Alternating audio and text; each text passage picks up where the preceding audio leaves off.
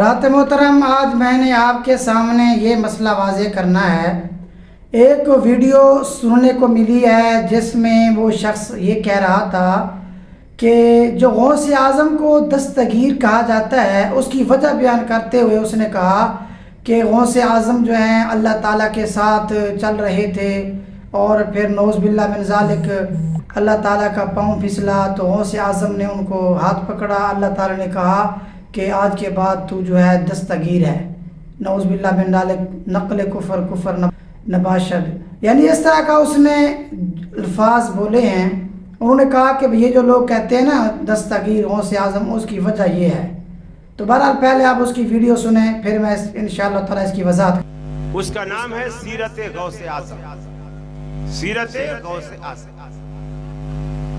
وہ کتاب چھپی، اس کے صفحہ نمبر 81 میرے پاس موبائل میں اس کا عکس، اس کا فوٹو، ٹائٹل کا بھی اور اس صفحے کا بھی موجود ہے۔ اس کے صفحہ 81 پر پیر صاحب کی کو جو ہم دستگیر بولے کہتے ہیں، وہ کیوں کہتے ہیں اس کی وجہ تسمیہ لکھتے ہیں۔ کہتے ہیں کہ اللہ تعالیٰ اور پیر عبد القادر جیلانی دونوں جنت میں سیر کرتے، دونوں جنت میں سیر کرتے، آگے کیلے کا چھلکا پڑا ہوا تھا، نعوذ باللہ نعوذ باللہ نعوذ باللہ، اللہ کی نظر نہ پڑی، پاؤں پڑ گیا، کیلے کے چھلکے پر اللہ کی نظر نہ پڑی، پاؤں پڑ گیا۔ پھر کیلے کا چھلکا کیا کرتا ہے وہ تو آپ کو پتہ ہی ہے، اللہ پھسل گیا، نعوذ باللہ من ذالک۔ اور پیر عبد القادر جیلانی چونکہ ہاتھ میں ہاتھ دے کے چل رہے تھے جنت میں، تو جب اللہ تعالیٰ نعوذ باللہ پھسلے تو پیر صاحب نے فوراً ہاتھ کھینچ لیا، تو اللہ کو گرنے سے بچا، اللہ تعالیٰ کو گرنے سے بچا۔ تو اللہ تعالیٰ نے کہا اے عبد القادر جیلانی، تو نے ہمارا ہاتھ پکڑ کر ہمیں گرنے سے بچایا ہے، جاؤ آج سے تمہارا لقب دستگیر۔ مجمع سبحان اللہ سبحان اللہ کہتا ہے، یہ عقیدہ جس بندے کا، جس گروہ کا، جس مسلک کا، جس فرقے کا، جس تنظیم کا ہو، وہ بیت اللہ کا حج کرے، طواف کرے، ساری زندگی خیرات صدقات کرے، نوافل پڑھے، جہاد کرے، شہادت کے رتبے پر فائز ہو جائے، وہ شخص کبھی جنت میں نہیں جا سکتا۔ جس کا عقیدہ اتنا کمزور ہے اللہ کے بارے، اتنا کمزور، نعوذ باللہ۔ ویڈیو آپ نے سن لی ہے۔ بہرحال میں آپ کے سامنے یہ کہنا چاہتا ہوں کہ ہمارے اہل سنت میں سے کسی کا بھی یہ عقیدہ نہیں ہے، کسی کا بھی یہ نظریہ نہیں ہے کہ غوث اعظم جو ہے، یعنی یہ دستگیر جو کہتے ہیں اس کی وجہ یہ ہے جو انہوں نے بیان کی ہے۔ کسی نے بھی یہ وجہ بیان نہیں کی، ہمارے اہل سنت میں سے کسی کا بھی عقیدہ نہیں ہے۔ دوسری بات یہ ہے کہ دستگیر کیوں کہتے ہیں، اس کی وجہ کیا ہے، تو وہ میں آپ کے سامنے پیش کرنا چاہتا ہوں کہ دستگیر کا معنی ہوتا ہے مدد کرنا۔ تو بہت سارے بزرگان دین سے یہ بات ثابت ہے، ملتی ہے کہ غوث اعظم عبد القادر جیلانی رحمۃ اللہ علیہ، آپ کا قول موجود ہے، آپ نے فرمایا مصیبت کے وقت مجھ سے کوئی مدد طلب کرتا ہے، پکارتا ہے تو میں اس کی مدد کرتا ہوں۔ تو اس وجہ سے جو ہے غوث اعظم دستگیر کہا جاتا ہے، نہ کہ اس واقعہ کی وجہ سے جو انہوں نے بیان کیا۔ تو بہرحال پہلے تو میں آپ کو واضح کر دوں، یہ جو واقعہ ہے یہ کفریہ، گویا کہ اگر کوئی اس طرح عقیدہ رکھتا ہے تو یہ کفریہ عقیدہ ہے، یہ شرعی طور پر ایسا عقیدہ رکھنا درست نہیں ہے۔ اگر کوئی یہ نظریہ رکھے گا تو یہ سمجھے کہ وہ آدمی دائرہ اسلام سے خارج ہو جائے گا، وہ دائرہ اسلام میں نہیں رہ سکتا، جس کا نظریہ بھی یہی ہو کہ نعوذ باللہ من ذالک اللہ تبارک و تعالیٰ کے جو پاؤں ہیں وہ پھسلے، یعنی اس طرح کا عقیدہ رکھنا یہ گویا کہ کفری عقیدہ ہے، اس سے بچنا ضروری ہے۔ ہمارے اہل سنت میں سے کسی کا بھی یہ نظریہ عقیدہ نہیں ہے۔ اب اس نے جو مسئلہ پیش کیا، حوالہ دیا، اب میں اس کی تھوڑی سی وضاحت کروں۔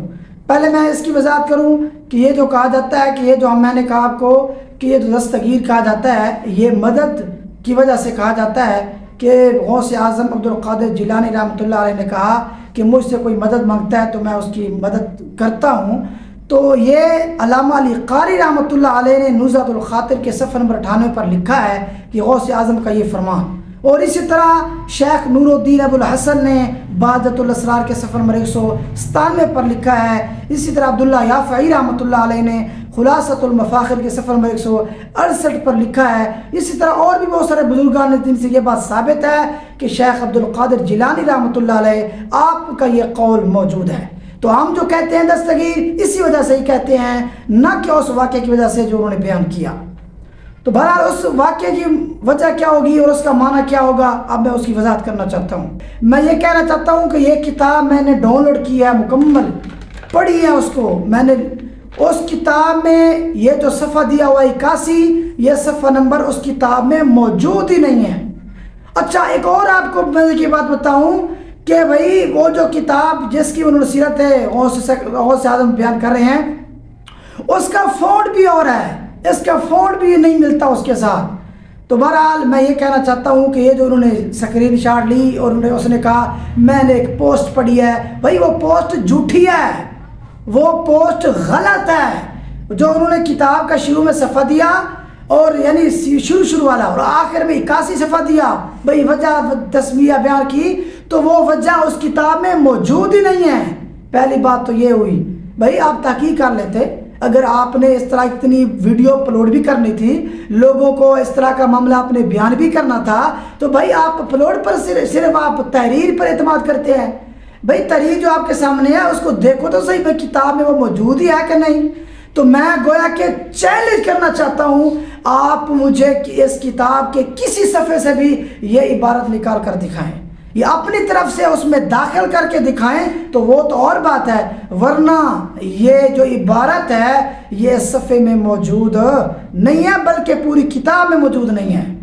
پوری کتاب میں یہ عبارت موجود نہیں ہے کہ انہوں نے یہ وجہ بیان کی ہو. نمبر 1. نمبر 2، اگر کسی نے یہ عبارت لکھ بھی دی ہو تو میں یہ کہتا ہوں کیا اس عبارت کے لکھنے کی وجہ سے کسی نے یہ کہا ہے کہ ہمارا نظریہ یہ ہے، اہل سنت والوں نے کہا ہے کہ یہ ہم اس کو درست مانتے ہیں؟ کیا اس کو کہا جاتا ہے کہ بھائی شیخ عبد القادر جیلانی رحمۃ اللہ علیہ اس کی وجہ سے ان کا نظریہ غلط ہو گیا ہے؟ بھائی یہ جو بات اگر کسی نے کی ہے تو وہ غلط کی ہوگی، وہ اس نے غلط کیا ہے، بہت غلط کیا ہے. یہ بعد والوں کے فعل کی وجہ سے کسی نے اگر ملاوٹ کر بھی دی ہو تو میں یہ کہنا چاہتا ہوں کہ بھائی اگر کسی نے بعد میں ملاوٹ کر بھی دی ہو تو شیخ عبد القادر جیلانی رحمۃ اللہ علیہ آپ پر بھی کوئی ملامت نہیں آتی، اور نہ ہی اہل سنت کے عقیدے پر یہ حرف آتا ہے. یہ جو بات ہے وہ غلط شمار ہوتی ہے، کوئی بھی اس کو درست نہیں کہتا. اس کی وجہ سے غوث اعظم پر بھی تنقید نہیں کی جا سکتی اور نہ ہی اہل سنت پر تنقید کی جا سکتی ہے.